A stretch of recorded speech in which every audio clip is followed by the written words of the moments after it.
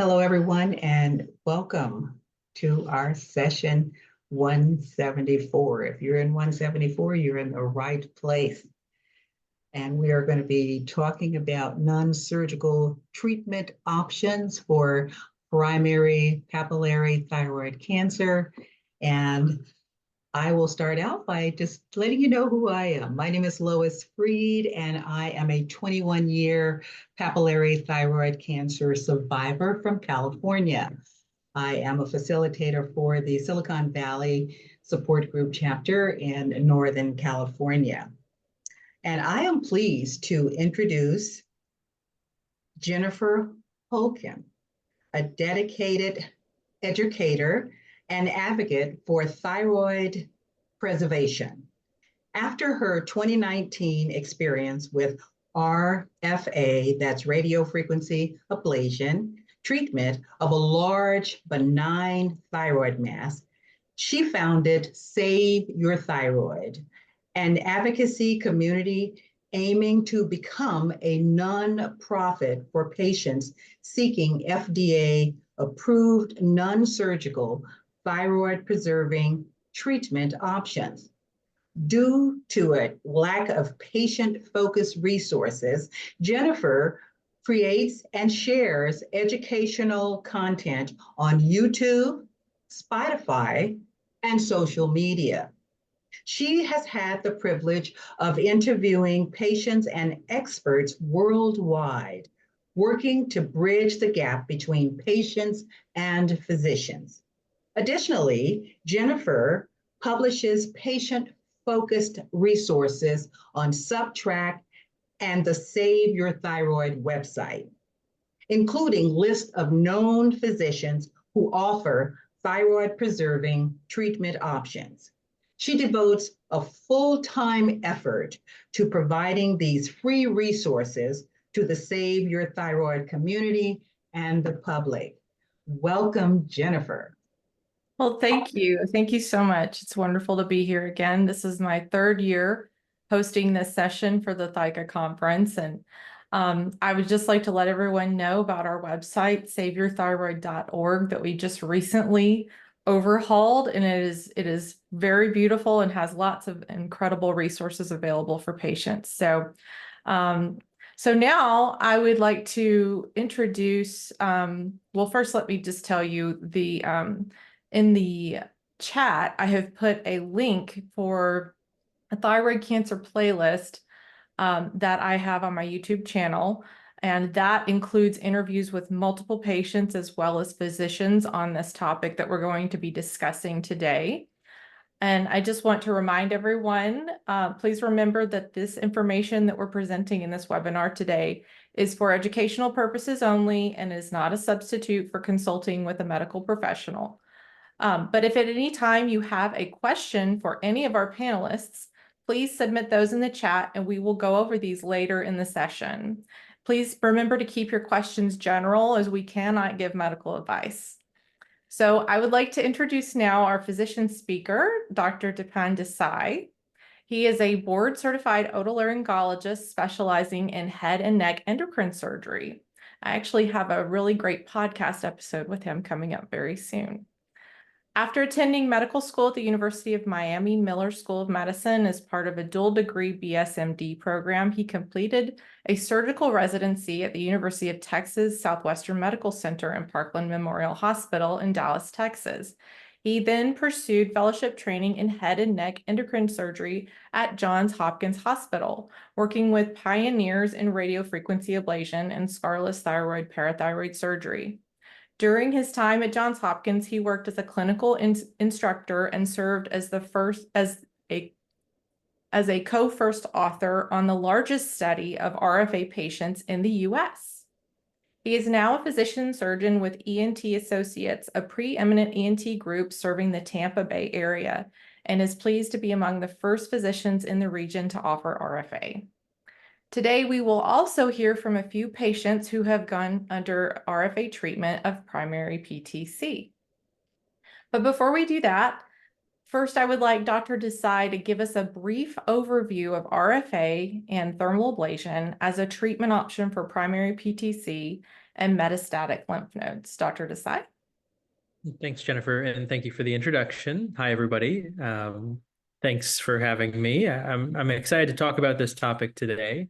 As Jen mentioned, there's a lot of excitement surrounding the use of thermal ablation and radiofrequency ablation, and even more specifically for our topic today, potentially the use of this for primary thyroid carcinomas or metastases. And so to take it one step back, just to talk about what thermal ablation broadly means, it's potentially an alternative to surgery for patients who have ideally benign thyroid nodules, is what the majority of our patients have. And this allows us to shrink those nodules using various forms of heat delivery. That can be thermal ablation through microwave ablation or radiofrequency ablation or laser most commonly. Those are the three most utilized technologies to deliver heat into the thyroid nodule and ablate the tissue. And especially for benign thyroid nodules, this has a long track record in places such as South Korea and in Italy, and has been brought to the United States over the past 10 years through efforts of many pioneering physicians and patient advocates like Jen and her group at Save Your Thyroid. And that's grown tremendously. And as that technology has matured and become quote unquote prime time, there's been interest in how to use this to treat early stage thyroid cancers or potentially thyroid cancer metastases that may not, for patients who may not be ideal surgical candidates, either for concern for risk of side effects or for potentially other medical factors like age or comorbidities. We've really seen a lot of increase in our patient population of patients who have papillary thyroid cancer who are interested in treating non-surgically. Unfortunately, because our community is primarily patients who've not undergone surgery yet, we don't typically see the patients with the metastatic disease, but that's what I'm hoping today we'll be able to help them understand about these treatment options. So can you just kind of briefly explain how, when the nodule is treated, what the process is and how the treatment protocol is very different from when treating benign nodules?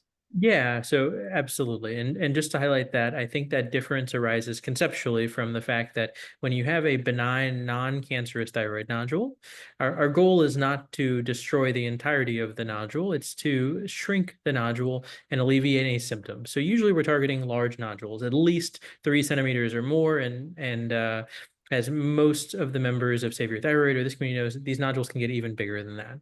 And the goal there is to shrink the nodule sufficiently so that the symptoms and the visual signs of the nodule go away. When we're talking about thyroid cancer, the goal is different. It doesn't do us any good to leave the patient theoretically with less thyroid cancer.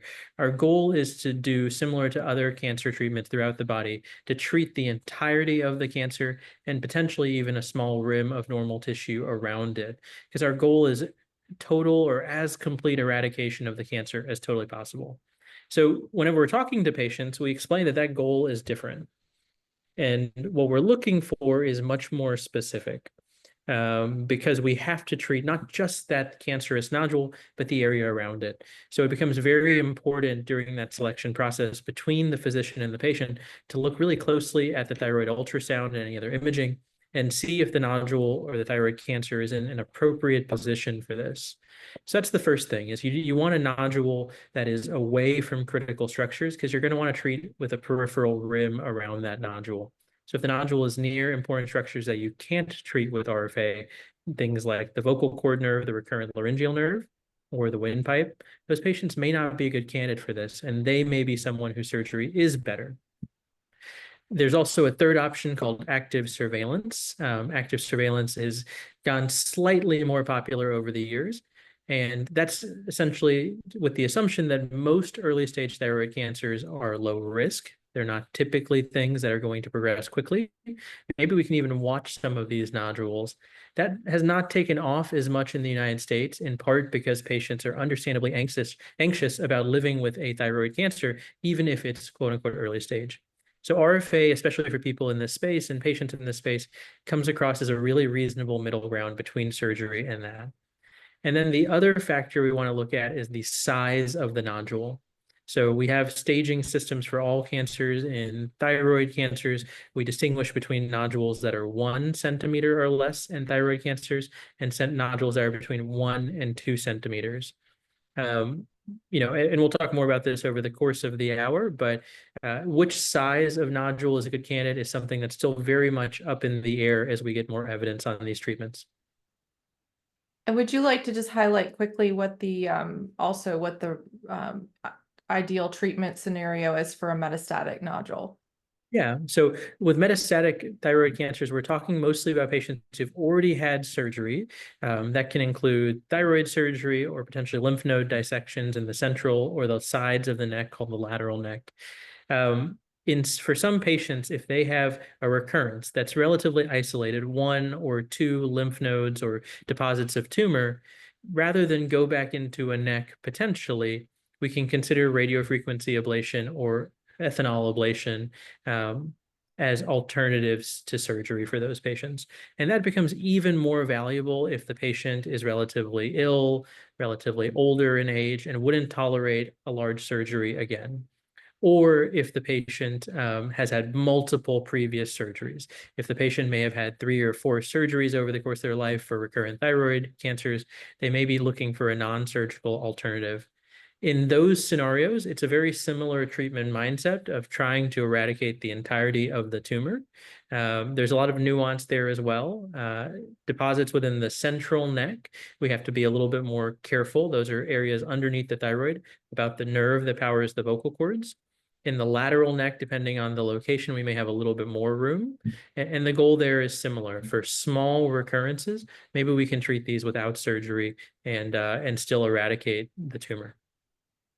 Excellent. Thank you, Dr. Desai. Okay, we'll now have our first patient share her testimonial. Sarah McDonald is a member of the Save Your Thyroid patient community on Facebook. Sarah, would you go ahead and unmute and share your story, please? Yes. Hi, Jennifer. Thank you again for having me. I'm very happy to be here, considering that this group, your group on Facebook, has helped me so much in making the right decision for me and my health. To quickly summarize my health journey, in 2021, I had noticed that my health was rapidly declining due to reasons unbeknown to me. So I tried to find out the reason with my general practitioner. I even described to him that I felt a pressure on my left side of the neck. It felt like someone was holding a finger up to my breathing tube. And I even pointed at the very cancer that then later was treated. But he just brushed it off as it's probably nothing and sent me to countless specialists that had nothing to do with endocrinology. None of which could help me. They all ran their blood tests and let me know that I was fine. Everything was okay, and all of the symptoms I was experiencing was simply due to aging. I was 32 at the time. I then finally, only because I kept pushing for an answer, ended up with an endocrinologist who ran his blood tests and found out that I have Hashimoto thyroiditis. And he basically told me that there was nothing that he can do about that, and we will just monitor, and my values were not bad enough for me to get on medications yet. So we will just observe and wait for my thyroid to fail, at which point we would intervene with medication. I was not happy with that answer, especially because I told him I feel something in my neck. About 6 months after that, following up with him again, he said everything was still fine, at which point I pushed him to at least do an ultrasound on my neck because something felt wrong in my neck. Doing that ultrasound, they found a nodule on the left lobe of my thyroid, and they recommended a biopsy, at which point the result came back as papillary thyroid carcinoma on a 1 centimeter nodule on my thyroid. His recommendation was to see an oncologist right away to have my thyroid removed. I just something in me knew at the time that that was not the best solution, considering that I hadn't even received the help, the proper medical help that I had hoped for before that in the 2 years following or leading up to this. And so I started researching and scouring the internet, and I came across Jennifer's Facebook page, which really opened my eyes. And I was so grateful to have found that, because this is where I started asking serious questions about what else can I do to help myself. And there were so many helpful members on there. I don't remember the name of whom it was specifically, who said, you do actually have an option to save your thyroid.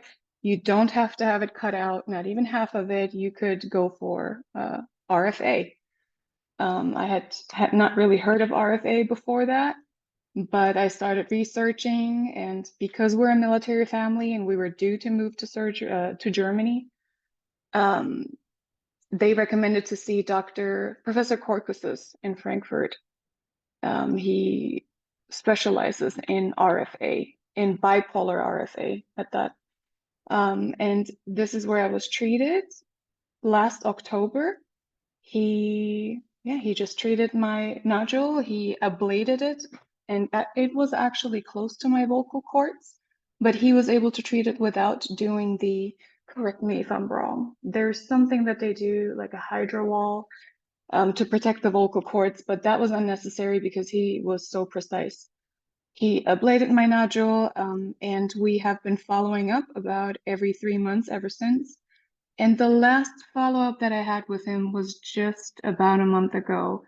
He did an ultrasound again, and he said there's only a scar left at this point, and the scar is getting smaller in the place that I had the cancer.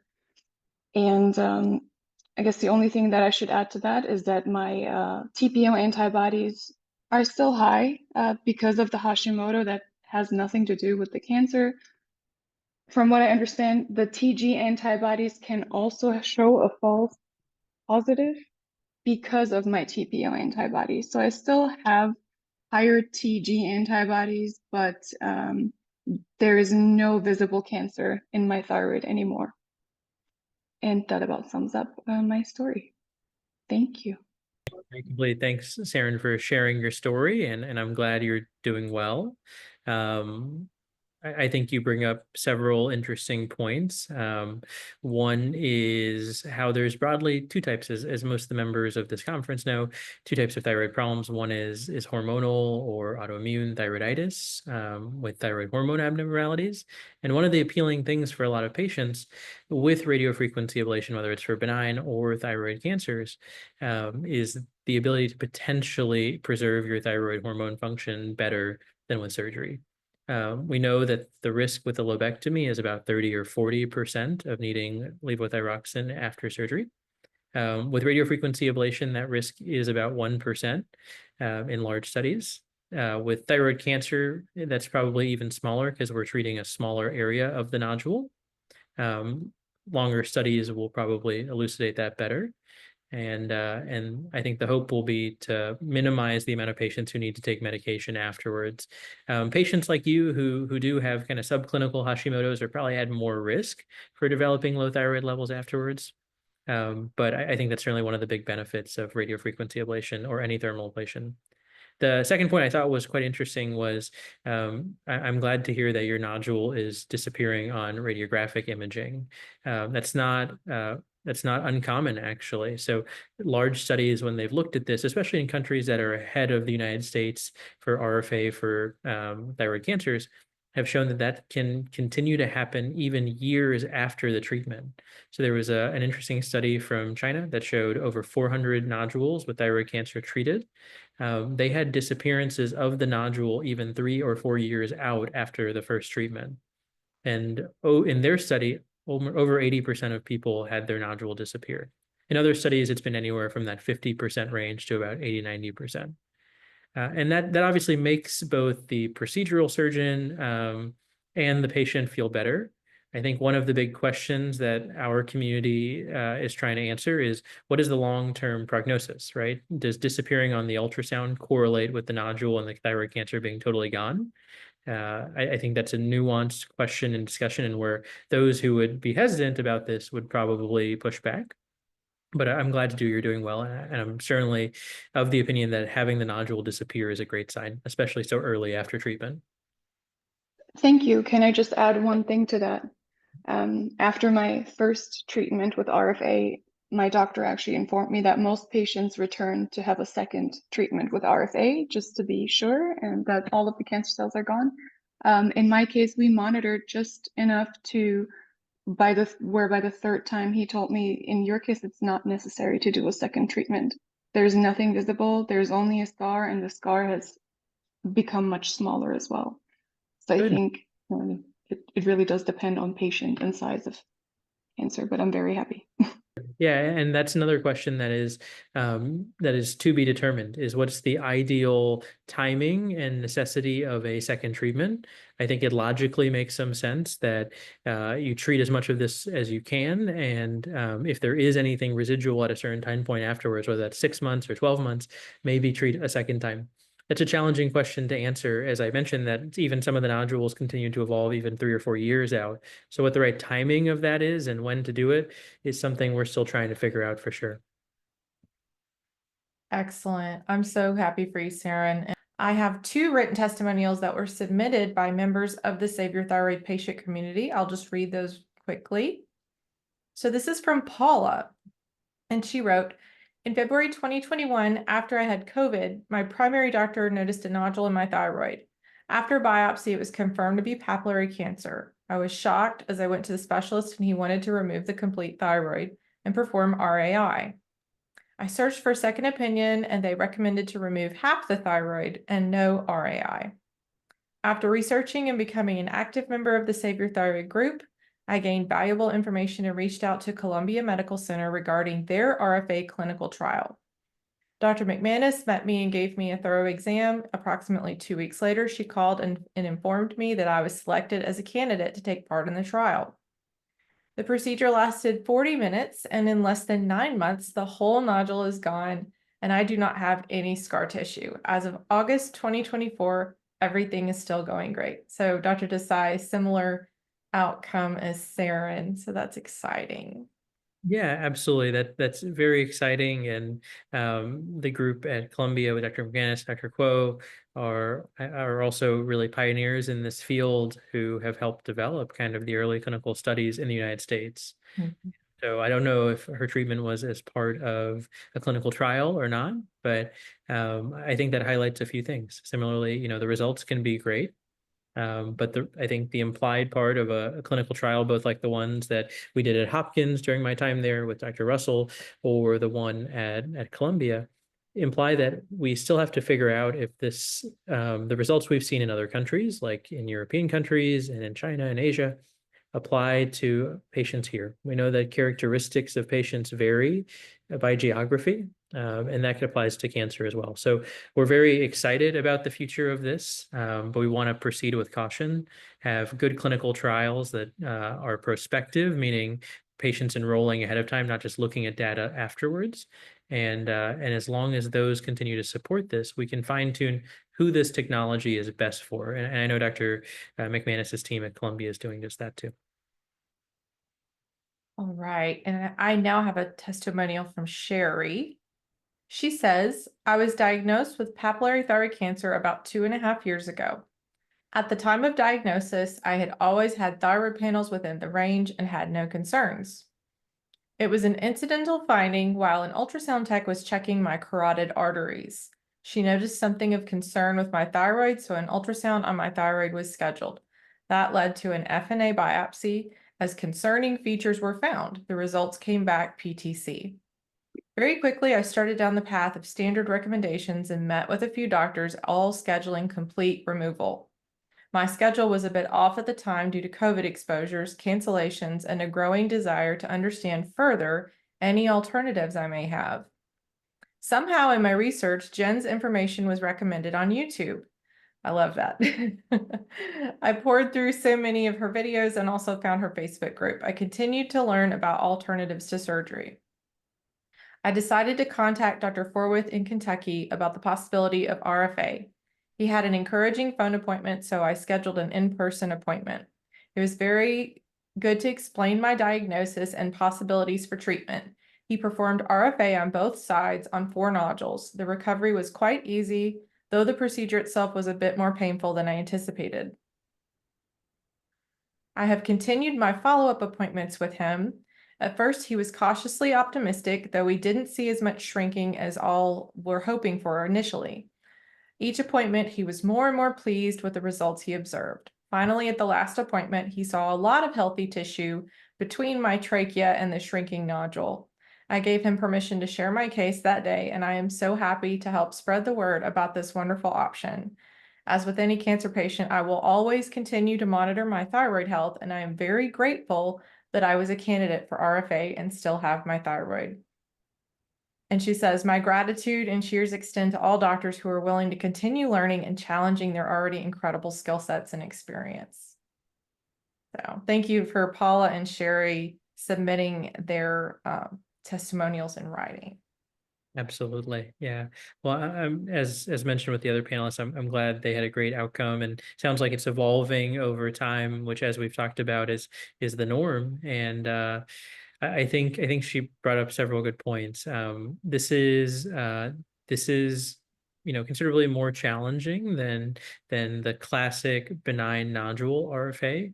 It can be something that requires kind of, in last year's talk was described as RFA 201 or 301. And I think that's an appropriate description of it. Within a benign thyroid nodule, when we're treating those, we can stay in safe places. When we're looking at thyroid cancers, the thing that was mentioned in her testimonial is a really important consideration. If that nodule is directly adjacent to the windpipe, that makes treating all of it much more challenging. And it motivates us to be more aggressive, because one of the risks, even of a low early stage thyroid cancer, is if it starts to get into important structures like the windpipe or the nerve that powers the vocal cord. As one of our previous panelists mentioned, we can use things like hydrodissection, which is injecting fluid between the important structure and the thyroid nodule that's being treated to help mitigate any risk of damaging that during treatment. But this is a really nuanced discussion, and figuring out if you're a candidate, I think, is more challenging than sometimes for regular RFA for a benign nodule. Most of the providers in this space will want to do their own ultrasound for you. And so if you don't live near a provider who does this and you're seeking care a little bit further, that's totally reasonable. But there is, even when we were at Hopkins, a degree of uncertainty until the team who's taking care of you sees you in person and is able to look at your nodule. I think those are really good points, Dr. Desai. And it's something that I always tell patients is when you want to pursue this for treating a thyroid cancer, you're going to run into some resistance from even people who are very in favor of RFA, and you're going to need to see someone who's very experienced in this area of treating thyroid cancer with RFA, or any other thermal ablation option. So it's still, as you said, it's still being kind of explored, and we're still doing research on it. I believe right now there are trials going on at Columbia and at Memorial Sloan Kettering, and there's one additional one, and it's escaping me at the moment. Do you recall? We definitely have one at Johns Hopkins. At Hopkins, okay. That was on, yeah, enrolling. So we're going to be excited to see what the results of those clinical trials are. So Jennifer, there are a couple of questions in the Q&A. Okay. There is a question from Michelle, or a couple of questions from Michelle. Does ablation include Hurkel cell? Dr. Desai, I'll let you answer that. Yeah, we're talking about a Hurkel cell carcinoma. That's a much more uncommon cancer than a papillary carcinoma. I would say the ideal patient has a papillary microcarcinoma. A microcarcinoma is kind of any nodule that's ideally less than 1 centimeter. And the way I think about that conceptually is before we got to RFA or thermal ablation of thyroid cancers, active surveillance was pioneered, with the idea being that if somebody is a good candidate for active surveillance, if their thyroid cancer is definitely less than 1 centimeter, but even potentially a little bit bigger than that, we may be able to watch these nodules without surgery or any intervention and see if they change or grow. And we have good long-term research, especially out of Japan, showing that even in the long term, the rate of producing lymph nodes that or spread to lymph nodes or significant growth is relatively low, even over a period of 5, 10, 15 years.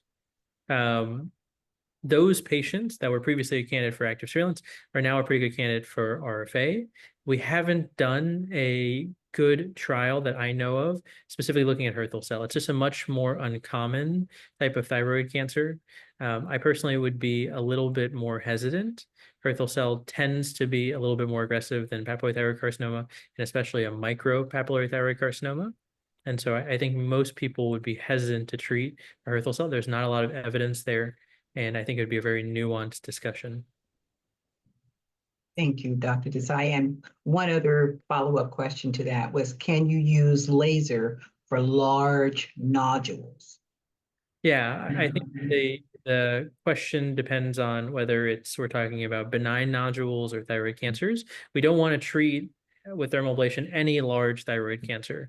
I think, truthfully, anything over 2 centimeters for sure, and maybe even a little bit smaller than that, should likely undergo surgery. Even if that's not the ideal solution for patients' quality of life, we know that those cancers above 2 centimeters especially tend to behave more aggressively than something that's under 1 centimeter. And so if we're talking about that, no, laser radiofrequency ablation, you should not have for any thyroid cancer, especially over 2 centimeters.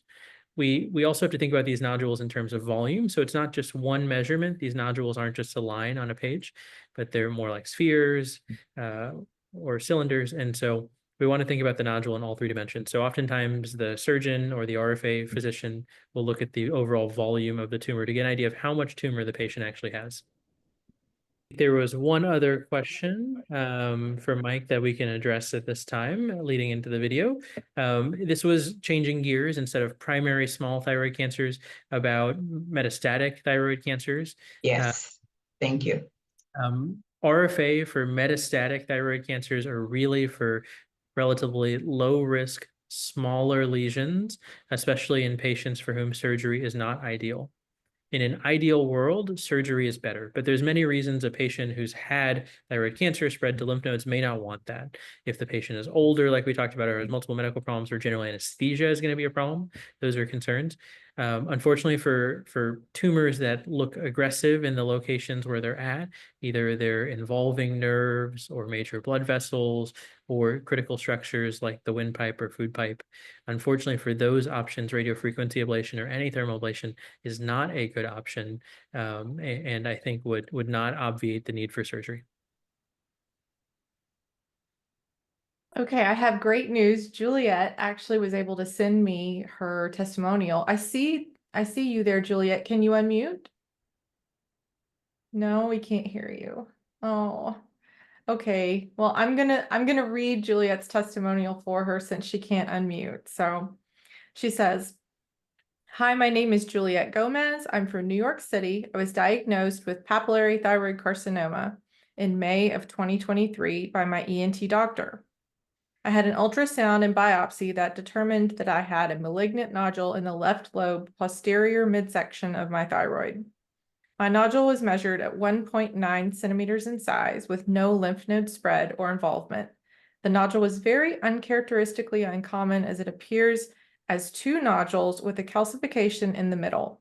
The 2 nodules and calcification were measured as 1 whole nodule. My ENT doctor and I discussed 2 different options, thyroidectomy and also transoral endoscopic thyroidectomy. After weighing the risk and the benefits of both, I began to feel very uneasy and had some unsettling thoughts regarding losing my thyroid." You're not alone, Juliet. "I had already experienced many of the symptoms that accompanies losing a thyroid, including fatigue, brain fog, weight gain, and many other common symptoms after the loss of a thyroid. I couldn't imagine having a thyroidectomy and feeling much worse and taking medication for the rest of my life, which may or may not get my thyroid to a fully functional level. According to the forums I had researched, where there were countless patients and stories that I've read where patients post-thyroidectomy have never gained the quality of their life back, the thought of that was troubling and frightening. That stirred within me a determination to set out to find answers, and it was then that I discovered the Save Your Thyroid Forum and about RFA. At the time, I was without the knowledge or awareness that RFA and other alternative procedures were available for patients with my diagnosis. I began to research the medical providers that were performing RFA procedures, and I was turned down and declined by a few providers of RFA. Understandably, my nodule is not in a favorable location with its proximity to the laryngeal nerve and with the calcification in the middle of the two nodules that made my case a much more challenging one and not an ideal candidate for RFA. But I continued on my mission and search and found Dr. Tufano in Sarasota, Florida.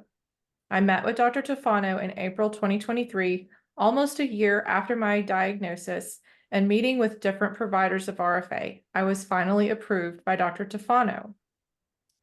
After careful examination of my case, Dr. Tufano spoke to me about the risks and complications of the procedure and that there may be a possibility after RFA that I might still need a thyroidectomy. Having that knowledge in mind, I still proceeded to have the RFA procedure in July of 2023, short of a few months after our initial meeting. My experience having undergone RFA was painless and relatively easy. I felt pressure but zero pain and felt incredibly comfortable and confident that I was in great hands with Dr. Tufano. A few hours after the procedure, I had some minor external and internal swelling where I couldn't move my neck too much or swallow with ease, but with much rest and lots of ice on the area the next day, I was out and about inside of the swimming pool from the shoulders down, and able to go back to the airport to get home to New York City with ease. I just recently went to see Dr. Tufano again in Florida for my post-procedure examination and remeasuring of the nodule, and I am currently at 75% reduction from the initial nodule size. My nodule was measured at 1.9 centimeters before RFA, and post-RFA it is now at 0.88 centimeters. I am satisfied and happy about the nodule shrinking, but it still remains to be seen if I will experience full remission, as there is still some cancer cells left. Dr. Tufano and I discussed going in for another procedure in November for the ablation of the remaining nodule. I'm hopeful I will see a full remission, but again, it remains to be seen. I'd like to thank Dr. Tufano and his team at First Physicians Group for their kindness and compassionate care and for giving me the privilege of choice. As patients, when we are given options and the power to choose, it puts us patients in the driver's seat, and it empowers us to be involved in our own decision-making along with the medical team. Thank you to Jennifer for creating a forum that has been life-changing and life-saving for many patients, including myself. I am substantially grateful to her for spreading the good word about RFA and the other alternative modalities and procedures for thyroid cancer patients. And thank you for including me today and allowing me to share my story. I have goosebumps, Juliet. Thank you for sharing that. Oh, my goodness. Very well written and described, and thank you for sharing your story. Dr. Tufano is an outstanding both thyroid and parathyroid surgeon and kind of part of our Hopkins community, and had a role in training my mentor, Dr. Russell at Hopkins. And so I'm glad you found an awesome position to take care of you. A lot to cover there. I think there's a lot of great points. One is, this is a decision that has to be comfortable with for both parties, right? I don't think there's anything wrong with a surgeon being hesitant to do something if they don't feel comfortable, and that's not necessarily a bad thing.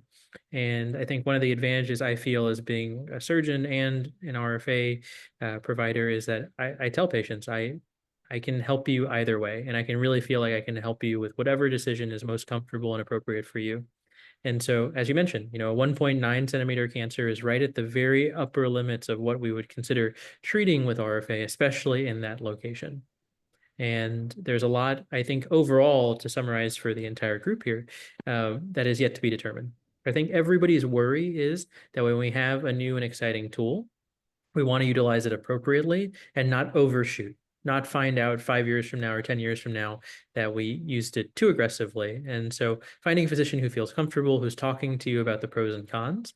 And if that physician is telling you, hey, there may be a need for a second treatment, or your chance of recurrence may be slightly higher, and these would be the potential pros and cons of that approach, those are the important conversations to have. You don't want somebody who tells you everything's going to be fine, it works 100% of the time. That's just not the reality. There's a lot that we don't know in this space. And your conversation with your doctor should reflect that. And it usually does for anybody who's considering getting this treatment. Thank you, Dr. Desai. Okay, we've got one more testimonial, and I'm going to share my screen and play this video for you. So here we are. This is Paige. My name is Paige Patrick. In September 2023, I was diagnosed with a PTC nodule, 8 millimeters in size. So February 22, I gave birth to my daughter, diagnosed me with postpartum thyroiditis. At the time when we were trying to diagnose if I had postpartum thyroiditis, I had a ton of nodules on both sides of my thyroid just because of the inflammation of what was going on at the time. When I got that repeat scan in August 2023, a year later, a lot of the nodules had disappeared or just were so small that they weren't being measured. I had 2 remaining. So one was from the year prior, and then there was a new one. And that one measured TI RADS 5, and it was 8 millimeters. I got the results on a Friday. So I saw that 5 and I started panicking, and I was doing my own Google searching, like what the characteristics were of this nodule. And I was convinced it was cancerous. And so when I got the call on that following Monday, okay, we reviewed your report and we'll see you and check it back again in 6 months. I was like, well, I have some questions. My goal is to have another child in the future. If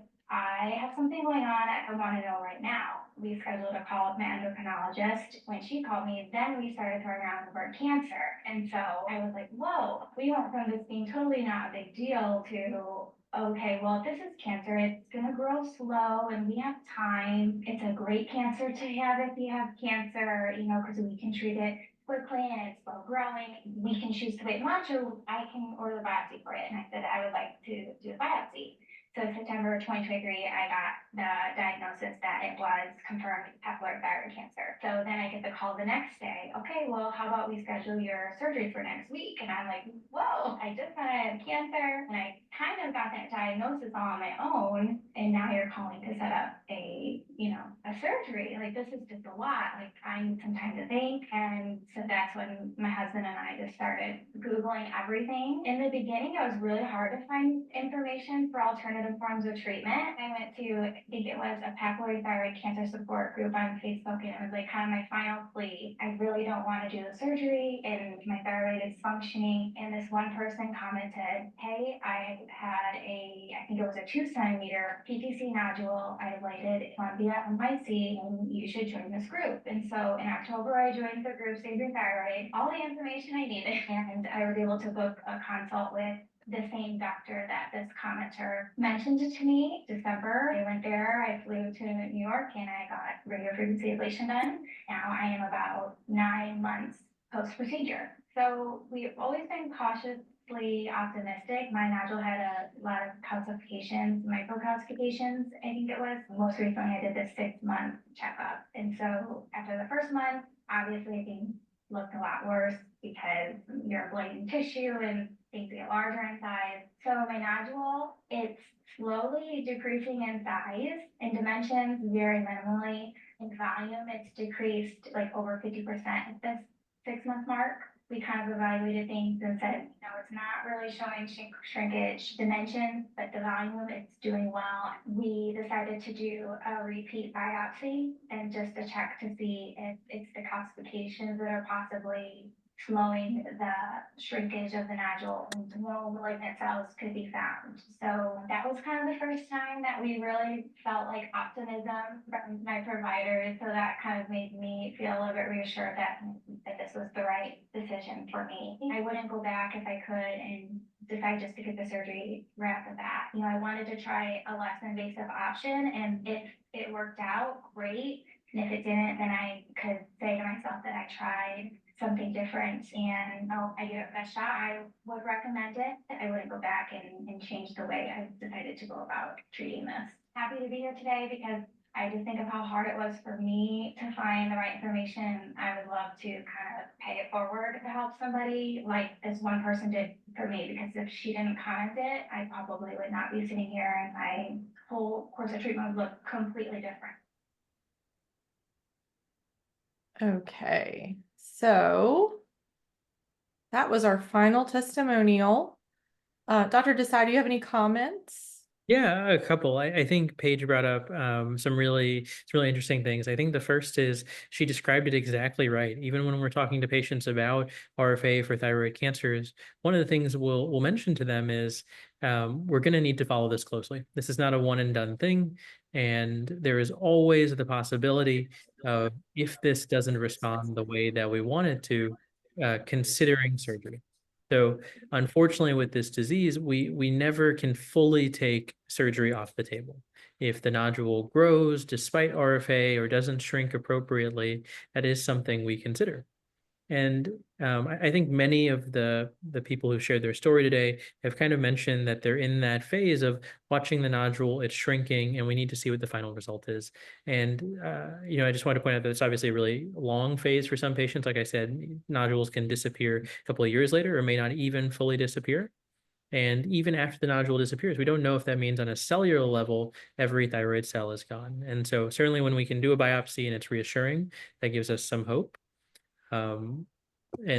But it requires long-term follow-up with your physician and someone who is, just like you mentioned, cautiously optimistic, willing to try this with an open mind, but understands that, hey, surgery is a possibility and no one can take that fully off the table. We want to make sure the patient is treated with what's appropriate, even if that doesn't end up being RFA, if the treatment is unsuccessful. Thank you. All right, we've got a question.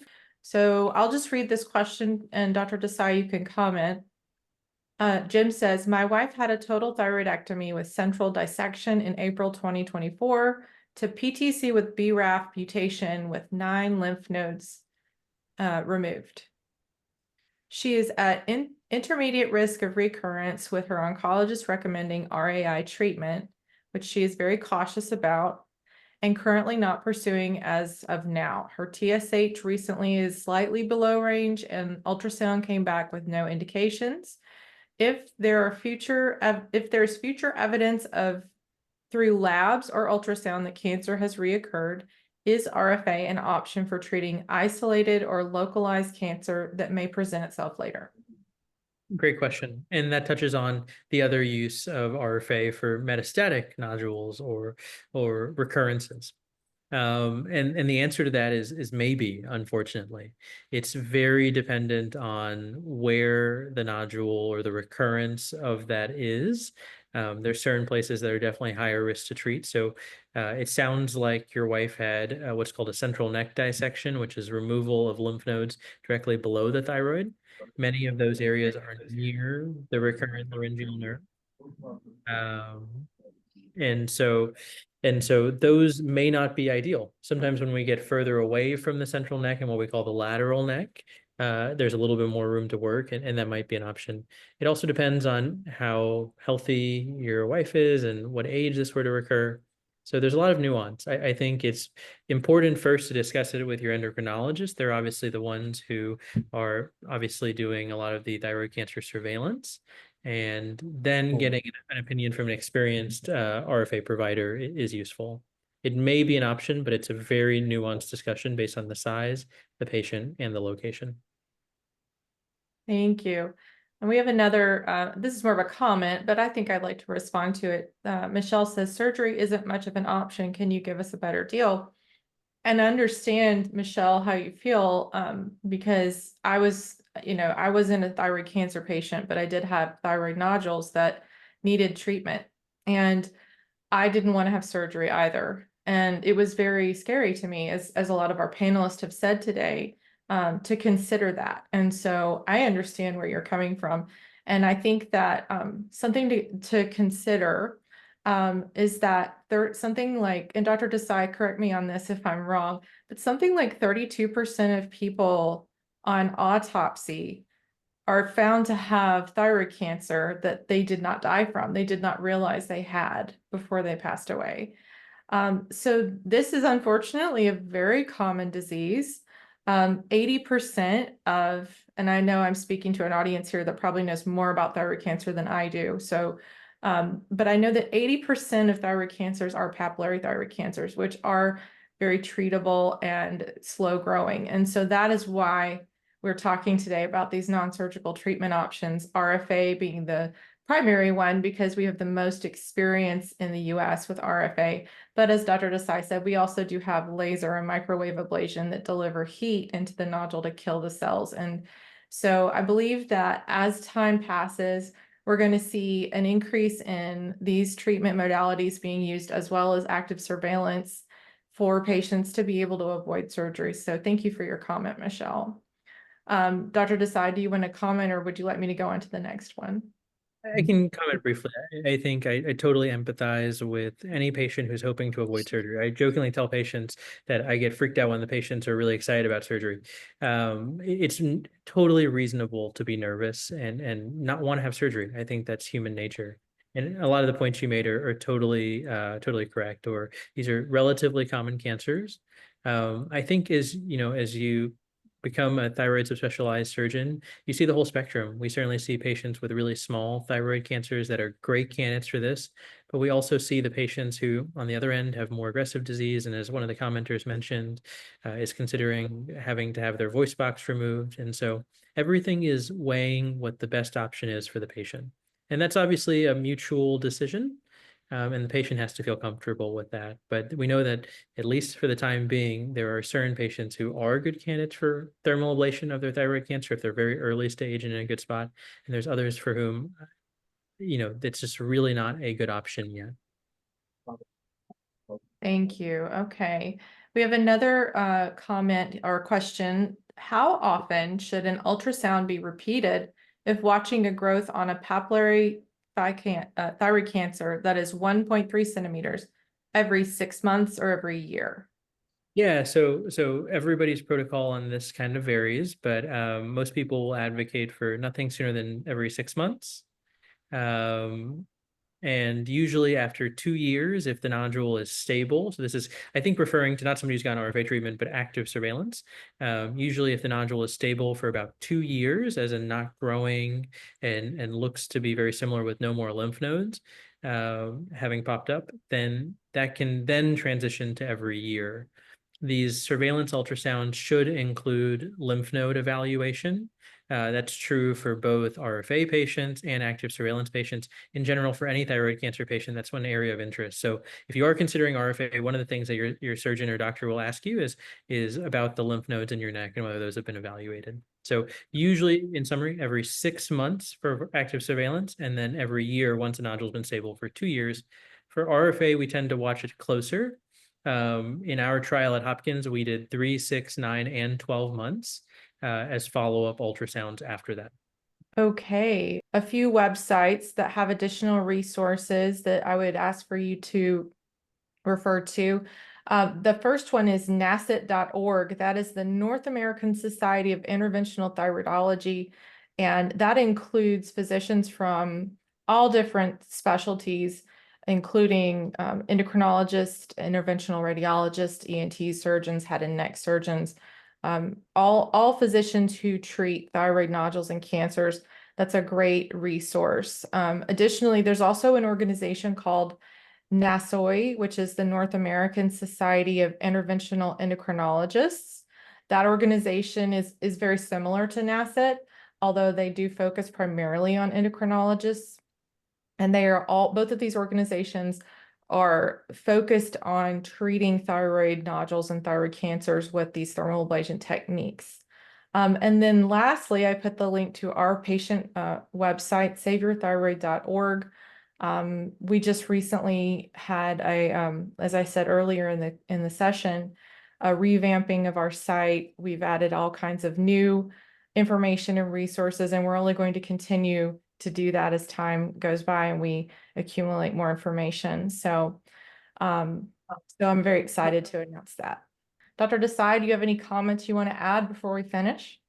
Yeah, I think in summary, it sounds like you're going to be talking about this tomorrow with an excellent group of panelists. But if you have a small early stage thyroid cancer, and you don't have any lymph nodes, this might be an appealing option to you.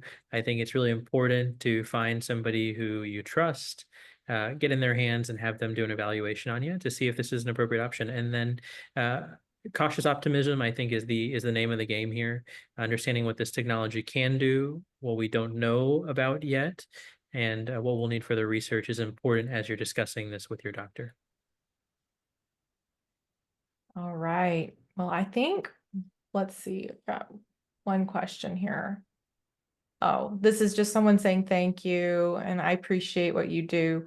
Thank you, Michelle. I appreciate the comment, and it means a lot to me to hear from patients. I hear from patients all the time who say that the resources in Save Your Thyroid have been so incredibly helpful to them. And I will just say that the only reason that it exists is because someone first helped me.